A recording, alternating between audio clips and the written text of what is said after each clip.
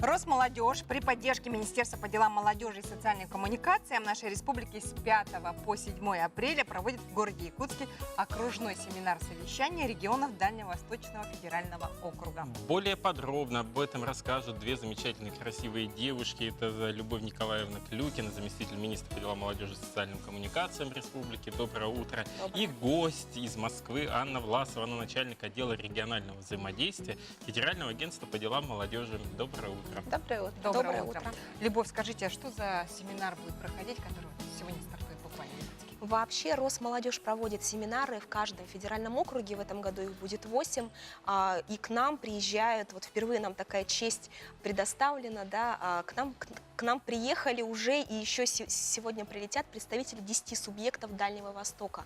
Мы будем говорить в течение этих 3 дней о развитии молодежной политики, о тех трендах, которые есть сейчас.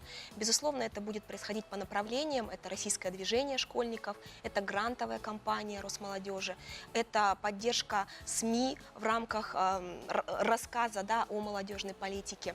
Это новый проект Национальная лига студенческих клубов. Поэтому мы ожидаем, что получится довольно хороший конструктивный разговор. И кроме коллег-субъектов Дальнего Востока, к нам также приезжают наши коллеги с муниципалитетов. Ну и получится такой нетворкинг, разговор между...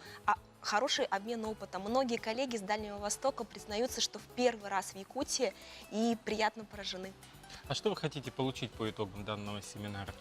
В первую очередь, конечно, должна быть единая канва реализации молодежной политики как в России, так и на Дальнем Востоке. И, безусловно, мы хотим получить новые знакомства, потому что возможностей встретиться совсем у нас мало с учетом нашей транспортной недоступности. Анна, ну форумы проходят везде по России. Я знаю, что в этом плане Федеральное агентство по делам молодежи активно занимает свою позицию и максимально все делает для молодого поколения. Почему был выбран Якутск и какие вообще форумные кампании еще планируется провести?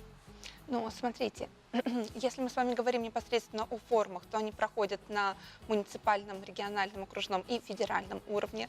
Соответственно, на федеральном уровне в этом году запланирован ряд форумов традиционных, такие как «Территория смыслов» и «Таврида», которые у нас уже проходят не первый год. И если мы будем говорить непосредственно о Дальнем Востоке, то в этом году впервые пройдет форум «Восток». До 2016 года проходил форум Итуруп, он проходил у нас в Сахалинской области. Далее у нас был федеральный форум Амур в 2018 году. И в этом году в Приморском крае у нас будет форум Восток. На него, соответственно, мы приглашаем людей из всех регионов в России, но вместе с тем делаем упор непосредственно на развитие территорий, которые находятся на Дальнем Востоке. Мы на этот форум ждем участников, которые приедут со своими проектами непосредственно по развитию инфраструктуры Дальнего Востока. Потому что понимаем, что существует ряд трудностей, которые мы очень надеемся получится решить при помощи идей молодых людей.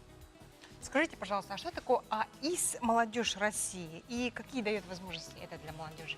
Это Анна. АИС «Молодежь России» – это система, которая учитывает активность молодых людей по всей Российской Федерации. Соответственно, в АИС «Молодежь России» можно посмотреть, какие актуальные мероприятия проводятся, по каким направлениям, и принять в них участие. Дополнительно через АИС «Молодежь России» можно посмотреть активность вузов, то есть что происходит в образовательных организациях высшего образования, по каким направлениям они работают в большей степени на данный момент. Плюс достаточно важное направление АИС – это выбор экспертами наших грантополучателей. Потому что, сразу оговорюсь, у нас есть целый грантовый фонд, который разыгрывается между молодыми людьми. И непосредственно весь отбор этих молодых людей проходит у нас экспертами через АИС «Молодежь России». Дополнительно мы сейчас развиваем эту систему, в ней появятся новые функции, такие функции, как социальные опросы, такие функции, как привлечение и поиск работодателей, и, соответственно, возможность для молодых людей уже посмотреть на работодателей, посмотреть, что они предлагают, и в идеале даже трудоустроиться в одну из интересующих компаний. То есть в этом плане она очень удобна, потому что она охватывает всю страну, и, допустим, молодой человек из республики Саха-Якутия спокойно может найти в перспективе работу где-нибудь там в центральной части или, наоборот, поехать в один из субъектов Дальнего Востока. Это понимаю. Да, безусловно. А вот по грантовой поддержке, что планирует в этом году Росмолодежь? Может, каким-то образом поддержать молодых ребят? Безусловно, Росмолодежь планирует поддерживать молодых людей максимально. Наш грантовый конкурс, он проходит как непосредственно для физических лиц, молодых людей, так и для образовательных организаций, то есть вузов, так и для общественных организаций, то есть некоммерческих объединений, которые входят либо не входят в реестры поддержки. В прошлом году грантовый фонд Росмолодежи был увеличен в 10 раз по сравнению с предыдущими годами и составил порядка 2,5 миллиардов рублей. В этом году тенденция продолжится. Также достаточно большой объем грантового фонда предоставляется. Если мы будем говорить о том, какие мероприятия уже прошли, то пока что у нас прошел один конкурс. И, соответственно, в самое ближайшее время будут запущены все остальные грантовые конкурсы. Они будут проходить как заочно, то есть непосредственно через АИС «Молодежь России», когда люди подают заявки и эксперты отбирают наиболее интересные, так и очно на наших форумах и других мероприятиях, которые проводятся Росмолодежью. Любовь Николаевна, буквально вчера прошла новость о том, что Владимир Солодов подписал постановление правительства о выделении средств муниципалитетам на патриотическое воспитание молодежи. Что входит в это понятие? Ну, в данном случае в этом году у нас 29 районов. Между собой мы распределили 15 миллионов рублей между этими районами. В патриотическое воспитание входит не только военная патриотика, как это принято сейчас, да, понимать, что патриотика-люди в погонах и маршируют, но и гражданско-патриотическое воспитание – это проведение большого комплекса мероприятий и улучшение базы, материально-технической базы клубов патриотических. Спасибо большое.